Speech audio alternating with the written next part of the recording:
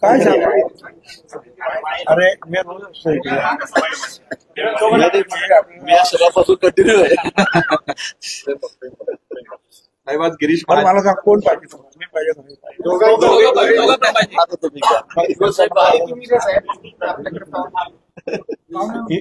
हे जे आहे त्यांचा सर्वत्र संचार असतो. यांना अगोदर संचार साहेब जवळपास 1.25 तास चर्चा झाली बंद दाराआड तुमच्यामध्ये. काय नक्की नाशिकच्या जागेचा तिकडे म्हणायचं का? नाही रे, मुंबईची मॅच आज आहे.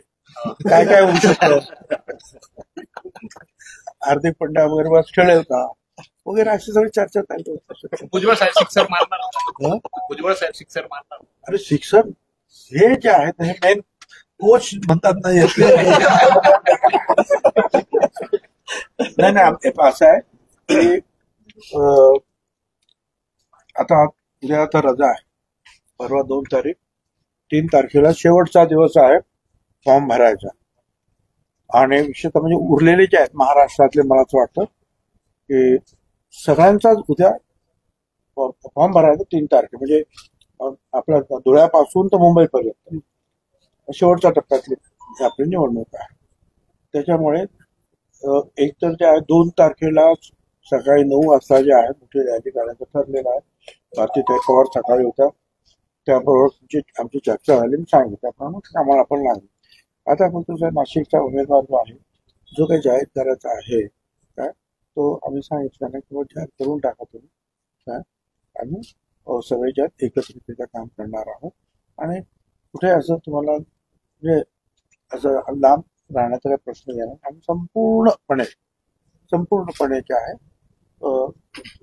शेवटी जे आहे लक्ष आहे आपलं की मोदी साहेबांना या देशाचा प्रधानमंत्री आपला परत करावंच लागेल. कारण देशातली तर परिस्थिती आहेच, परंतु आंतरराष्ट्रीय परिस्थिती सुद्धा पाहिली, त्या देशामध्ये सुरू असलेल्या लढाया अमुक अशा कणखर नेतृत्वाची आवश्यकता आहे. आणि ते कणखर नेतृत्व आपल्याला सुदैवानं मोदी साहेबांच्या रूपाने दिसत आहे. त्याच्यामुळे बाकीच्या काही गोष्टी किती काय असल्या तरी सुद्धा आपल्या नाशिक जिल्ह्यातून आपल्याला हे 2-3 जे खासदार, हे 2 आणि पुढचा अर्धा धुळे जायचं, तिथे आपल्याला भरपूर असं मताधिक्य जे आपल्याला द्यायला पाहिजे. आणि मोदी साहेबांसाठी बाकी काय बघायचं काही कारण नाही. शेवटी काय आहे की इथून जे खासदार जातात त्या खासदारांचं मुख्य काम आहे सरकार कुणाचं आहे हा विचार लक्षात ठेवला पाहिजे. विकास वगैरे ह्या सगळ्या गोष्टी आहेच, पण देशाचा विकास करण्यामध्ये सुद्धा मोदी साहेबांनी जे काही काम केलं ते तुम्ही सतत ऐकता. प्रत्येक गोष्टीत म्हणजे ग्रामीण प्रश्न असतील, शहराचे प्रश्न असतील, सगळ्या प्रश्नाच्या बाबतीमध्ये. त्याच्यामुळे त्याची काही उजळणी करण्याला मला कारण वाटत नाही. तर त्यासाठी ही सगळी काही आमची जी आहे प्रयत्न सगळे चालू आहेत. आणि त्या दृष्टीने आम्ही चर्चा केली, कुठे कुठे कमी आहे काय आहे, काय करायला पाहिजे, अशी साध्यंत चर्चा जी आहे आम्ही या नाशिक जिल्ह्यात 2-3 मग त्या अनुषंगाने राज्यामध्ये सुद्धा कुठे कुठे काय चाललेलं आहे त्याची चर्चा झाली. आता यांना विचारा उमेदवारावर थोडीशी चर्चा झाली. उमेदवारी घोषित करायला जो वेळ लागलेला आहे, 5 दिवसांमध्ये कव्हर करण्यासाठी नेमका काय प्लॅन असणार आहे?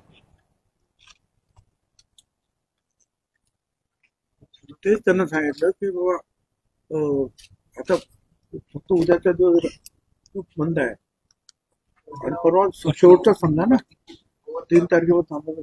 त्यामुळे आता जे काही करायचं ताबडतोब करायला पाहिजे. तर आज रात्रीतून कदाचित ते होईल.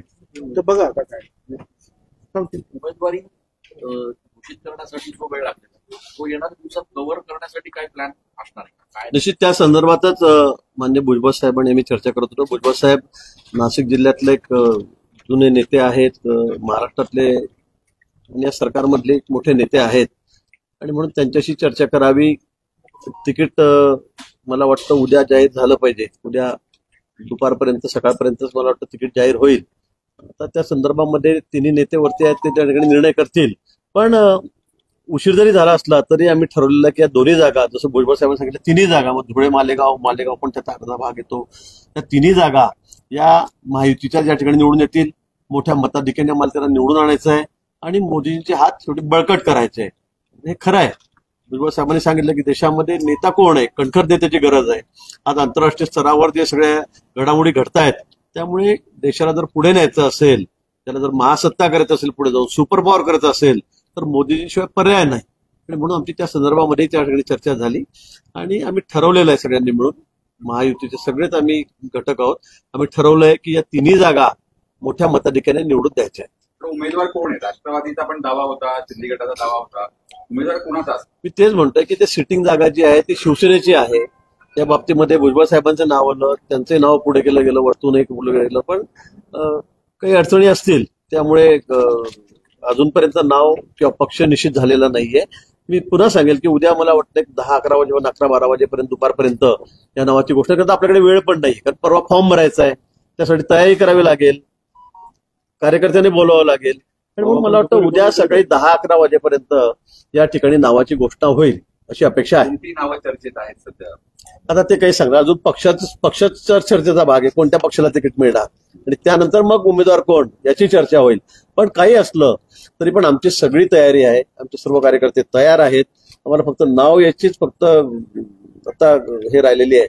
नाव आलं की मग लगेच आम्ही त्या दृष्टीने आम्ही कार्यक्रम या तयारीला लागू. परवा तुम्ही बघाल की अतिशय मोठ्या संख्येमध्ये, म्हणजे रेकॉर्ड ब्रेक गर्दी आमच्या दोन्ही उमेदवारांची त्या ठिकाणी फॉर्म भरायला राहील.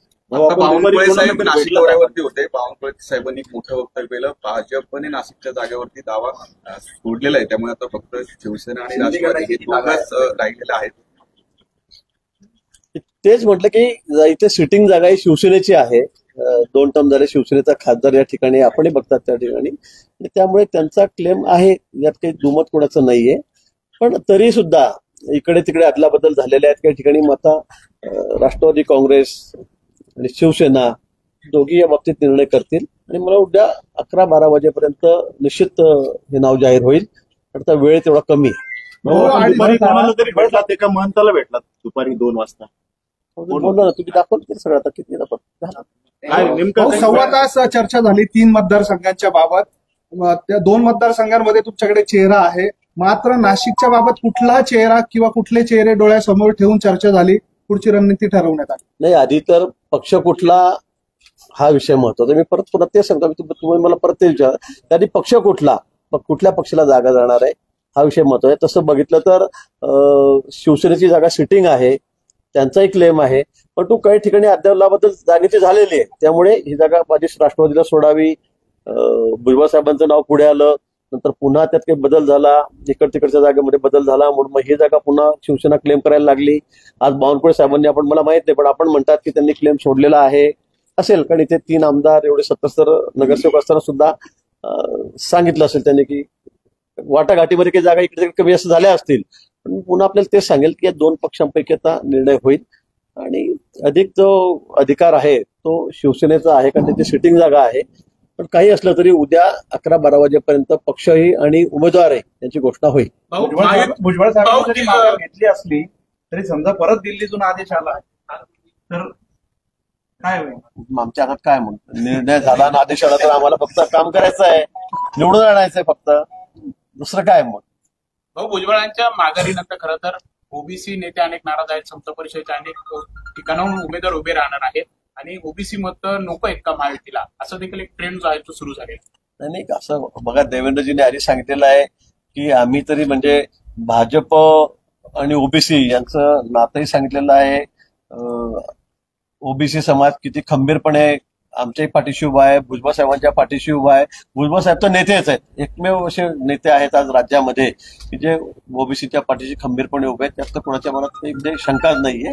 आणि म्हणून तात्पुरता असेल, होईलही तिकीट न दिल्यामुळे समजूत काढू सगळ्यांची, आम्ही काळजी नाराजी असेल, पण मला वाटतं की शेवटी मला वाटतं आम्ही सगळे एक दिलाने एक मनाने त्या ठिकाणी लढू आणि मी पुन्हा सांगेल की मागच्या वेळेपेक्षा जास्त मताधिक्याने आमच्या या तिन्ही जागा यावेळेला निवडून येतील. शांतिगिरी महाराजांनी म्हटलंय की महायुतीकडून मी अजूनही इच्छुक आहे, मी मागे हटणार नाही. आजच त्यांनी दुपारी हो, मग मी आज त्याच्याशी बोललो, आपल्याशी त्यानंतर बोललो. माझी आणि आदरणीय शांतिगिरी महाराजांची त्या ठिकाणी भेट झाली. बऱ्याच वेळच्या आजवर चर्चाही त्यांच्यामध्ये झालेली आहे. त्यांनी आग्रह धरलेला की बाबा मला या ठिकाणी जागा लढायचीच आहे.